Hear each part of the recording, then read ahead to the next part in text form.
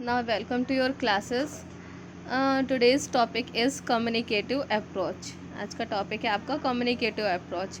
Direct method हो गया था आपका, स्ट्रक्चरल अप्रोच हो गया था, ग्रामर ट्रांसलेशन मेथड हो गया था, और अब है आपका कम्युनिकेटिव अप्रोच. तो देखिए क्या होता है ये कम्युनिकेटिव अप्रोच.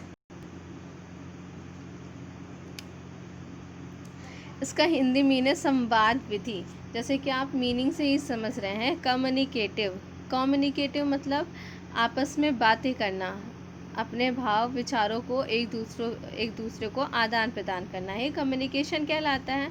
और उसी से ये बना है कम्युनिकेटिव अप्रोच. देखिए, the communicative approach is based on the idea that learning language successfully comes through having to communicate real meanings. Communicative approach का मेन जो पर्पस है, मेन जो आइडिया, वो क्या है? कम्युनिकेट करना, आपस में बातचीत करना. कैसे? Through having to communicate real meanings. उसकी रियल मीनिंग से ये भी नहीं कि आप कुछ भी बोलकर कैसे भी किसी भी वर्ड या मीनिंग का कम्युनिकेशन कर रहे हैं. एक रियल मीनिंग को लेकर के आपस में कम्युनिकेट करना कम्युनिकेशन कहलाता है. इसका अदर नेम है द फंक्शनल नेशनल अप्रोच. देखिए कुछ प्रिंसिपल हैं. A teacher's main role is facilitator and monitor rather than leading the class. Principle क्या क्या है, मतलब इसके सिद्धांत, कम्युनिकेशन अप्रोच के सिद्धांत क्या क्या हैं. कि जब टीचर क्लास में कम्युनिकेशन अप्रोच को पढ़ा रही हो या लागू कर रही हो, तो उस समय टीचर को एक मॉनिटर का, एक फैसिलिटेटर का कार्य करना चाहिए और पूरी क्लास को लीड करना चाहिए. Second, active set by the teacher have relevance and purpose to real life situation. मतलब कुछ ऐसे गेम्स टीचर को रखने चाहिए, कुछ ऐसे गेम्स को अरेंज करना चाहिए जो रियल लाइफ सिचुएशन से जुड़े हो. लाइक आपने 10 सेंटेंसेस बोल दिए डेली के, तो वो आपस में बोलेंगे, तो ये आपका कम्युनिकेशन अप्रोच में इम्प्रूव होगा.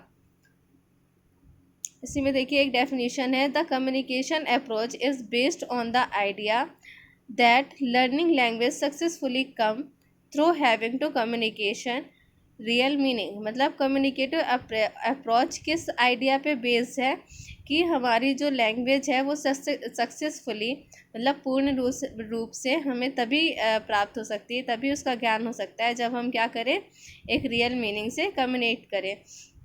क्योंकि जब तक हमारे भावों विचारों का आदान प्रदान नहीं होगा, तब तक तो हमें कुछ समझ में नहीं आएगा.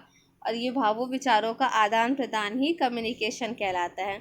तो सारे अप्रोचेस से बड़ा मान सकते हैं कम्युनिकेशन अप्रोच को, क्योंकि जब तक वो नहीं होगा, जब तक बातचीत नहीं होगी, तब तक हमारे वर्ड्स हमें इम्प्रूव नहीं होंगे. इसके मेरिट्स देखिए क्या क्या हैं. The improve their pronunciation. सबसे पहले जो भी बोलता है, दे इम्प्रूव देयर प्रोनाउंसिएशन. जो भी प्रोनाउंस करता है मीनिंग को, वर्ड्स को या सेंटेंस को, वो अपनी प्रोनाउंसिएशन स्ट्रॉन्ग करता है. क्योंकि मान लीजिए अगर हम किसी वर्ड को गलत पढ़ते हैं, जैसे कि साइलेंट ही ले लेते हैं, अगर हम इस वर्ड को गलत पढ़ते हैं और हमने किसी के सामने इसे साइलेंट प्रोनाउंसिएट किया, तो अगर उसे वो सही आता है तो वो हमें बताएगा कि नहीं, साइलेंट नहीं, क्या है, साइलेंट है. तो इससे हमारा ये जो वर्ड था वो सही हुआ, इम्प्रूव हुआ. इसीलिए दे इम्प्रूव देयर प्रोनाउंसिएशन. कम्युनिकेट करने से हमारे प्रोनाउंसिएशन जो है वो इम्प्रूव होती है. नेक्स्ट है it generates interest among them and they learn to work in a team. ये क्या करती है, इंटरेस्ट, जो जितने भी चिल्ड्रंस होते हैं क्लास में, स्टूडेंट्स होते हैं, उनमें टीम वर्क करने की, हाँ, टीम वर्क करने में इंटरेस्ट जगाती है. क्या होता है कि अगर आप कम्युनिकेट करेंगे, आप कम्युनिकेशन जो है वो एक लोगों में तो होगा नहीं, 2, 3 या 4 से 5 लोगों में होगा. तो क्या करती है कि आपस में कम्युनिक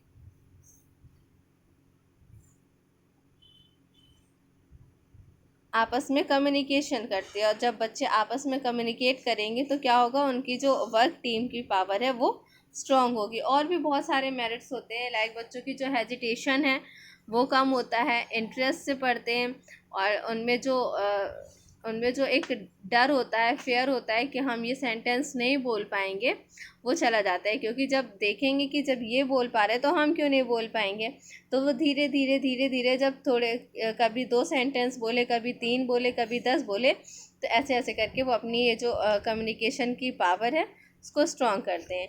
यही आपका कम्युनिकेशन अप्रोच, संवाद विधि, कि किसी भी सेंटेंस को, वर्ड को किस तरह से हम कम्युनिकेट करके इम्प्रूव कर सकते हैं।